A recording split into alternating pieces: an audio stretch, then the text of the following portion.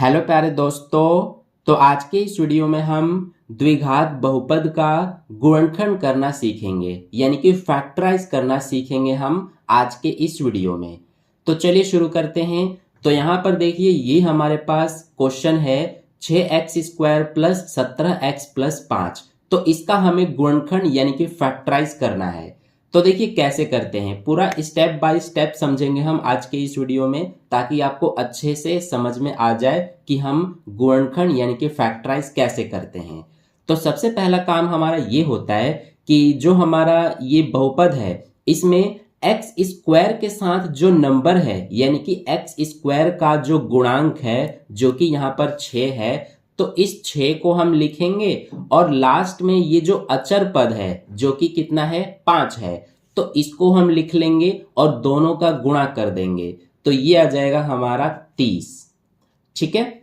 अब इसके बाद हमें दो ऐसी संख्याएं ढूंढनी है जिनका गुणा करने पर तो ये 30 आ जाए और जिनको सॉल्व करने पर ये बीच वाला आना चाहिए। बीच में देखिए x के साथ कौन सा नंबर गुणा हो रहा है, यानी कि x का क्या गुणांक है, 17 है, तो 17 आना चाहिए सॉल्व करने पर और गुणा करने पर 30 आना चाहिए। ऐसी दो संख्याएं हमें ढूंढना है अब।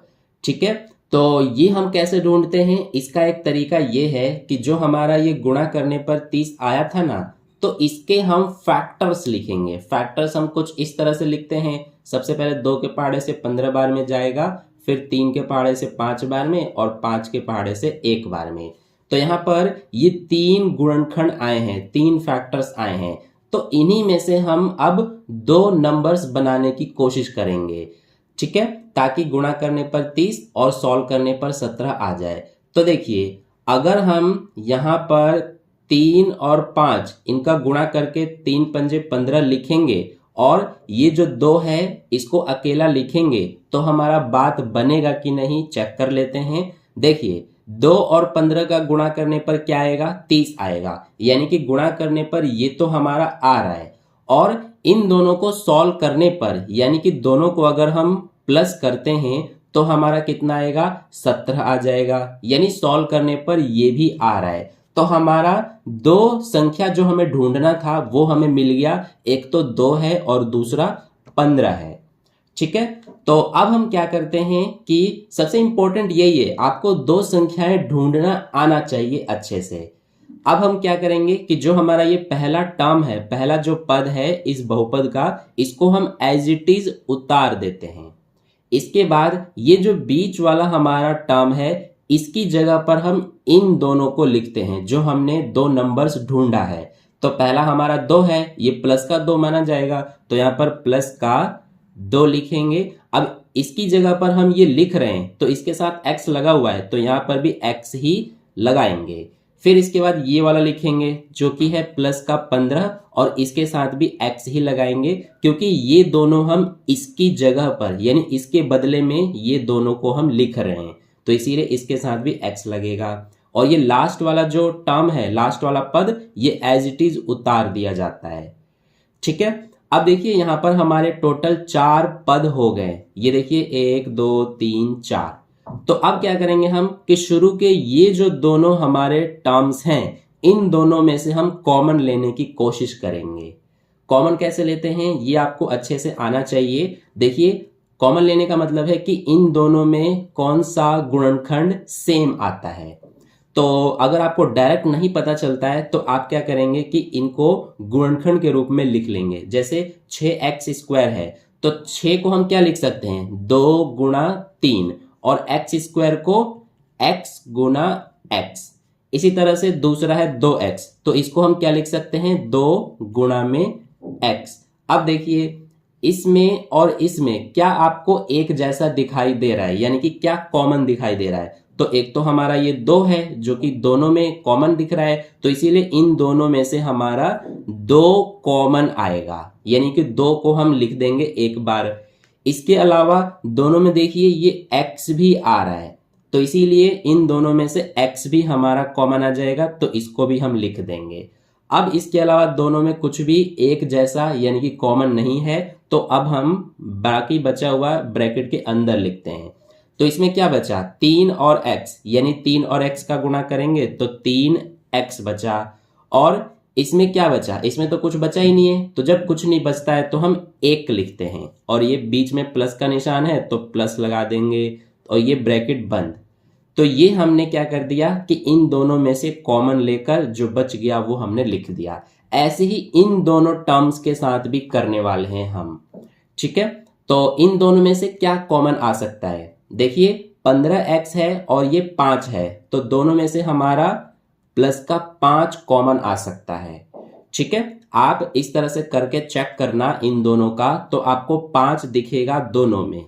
अब इसमें क्या बचेगा, तो इसमें 3 और x बचेगा और इसमें 5 तो हमने कॉमन ही ले लिया तो कुछ भी नहीं बचा। तो कुछ भी नहीं बचता है तो क्या लिखते हैं, 1 लिखते हैं और ये प्लस का निशान लगा देंगे। तो ये हमारा हो गया, ठीक है। अब देखिए आगे क्या करते हैं हम, यहां पर हमारा क्या है कि ब्रैकेट में ये देखिए दोनों ही ब्रैकेट में बिल्कुल सेम है और सेम ही होना चाहिए। जितने भी क्वेश्चंस होंगे इस तरह के जिसमें आपको गुणनखंड करने के लिए कहा जाएगा, फैक्टराइज करने के लिए, तो ये ब्रैकेट में दोनों आपके सेम ही आने चाहिए, कॉमन आने चाहिए। अगर नहीं आ रहे हैं तो आपने कहीं पे मिस्टेक किया हुआ है। तो इसीलिए अब हम क्या करेंगे कि दोनों हमारे एक जैसे हैं, कॉमन है, तो इसीलिए इसको हम एक बार इस तरह से लिख देंगे और दूसरा ब्रैकेट बनाकर दूसरे ब्रैकेट में हम सबसे पहले इसको लिखेंगे 2x को, फिर इसको लिखेंगे प्लस के 5 को। तो ये हमारा जो है ये हो जाएगा आंसर, ठीक है। यानी कि ये है हमारा गुणनखंड इस द्विघात बहुपद का। तो आई होप आपको अच्छे से समझ में आ गया है कि किस तरह से हम गुणनखंड करते हैं। अब एक और क्वेश्चन मैं आपको लेकर समझा दे रहा हूं, जैसे कि इस बार हम ले लेते हैं 3x² माइनस x माइनस 4। ये हमारा द्विघात बहुपद है। तो देखिए अब इसका भी हम, जैसे ये हमने ऊपर किया है, इसी तरह से इसका भी हम गुणनखंड करेंगे।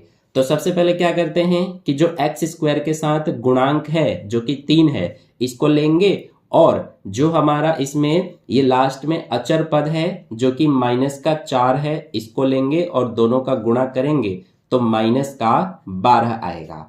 अब हमें दो ऐसी संख्याएं ढूंढना है जिनका गुणा करने पर -12 आ जाए और सॉल्व करने पर बीच वाला आना चाहिए। बीच में तो कोई नंबर ही नहीं है, तो कोई नंबर नहीं होता है तो हम 1 मानते हैं। तो 1 आना चाहिए सॉल्व करने पर, और सिर्फ 1 नहीं, यहाँ पर माइनस भी है, तो -1 आना चाहिए सॉल्व करने पर और गुणा करने पर -12। तो ऐसी दो संख्याएं कैसे ढूंढते हैं हम, इसका एक तरीका मैंने आपको बताया था कि इसमें ये जो नंबर है इसका फैक्टर्स कर देंगे।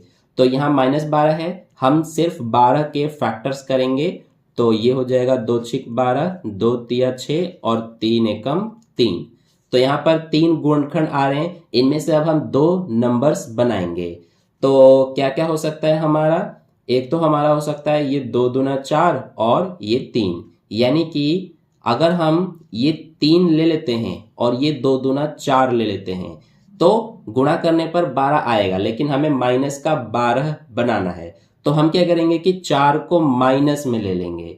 अब 3 और -4 का गुणा करेंगे तो -12 आ जाएगा और इन दोनों को सॉल्व करके देखेंगे तो -1 भी आएगा। देखिए 3 में से 4 माइनस हो रहा है तो 1 आएगा, 4 में से 3 1 और बड़ा माइनस में है तो माइनस, यानी सॉल्व करने पर इन दोनों को -1 भी आ रहा है। तो 2 संख्याएं हमें मिल गई।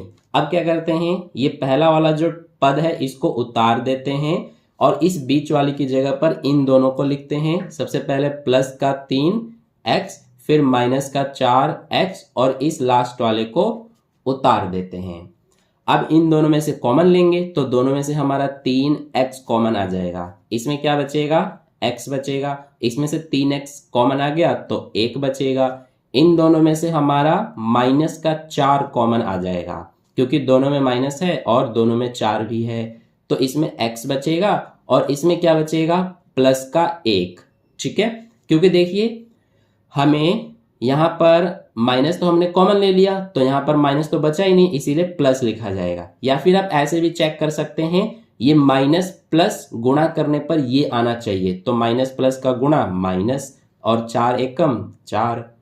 ठीक है, अब देखिए ब्रैकेट में हमारे दोनों कॉमन है तो इसको हम एक बार इस तरह से लिख देंगे और ये जो है 3x इसको दूसरे ब्रैकेट में और इसके साथ ये -4। तो ये हमारा हो गया गुणनखंड। ठीक है, तो इस तरह से हमारा फैक्टराइज यानी कि गुणनखंड होता है द्विघात बहुपद का। आई होप आपको अच्छे समझ में आ गया है।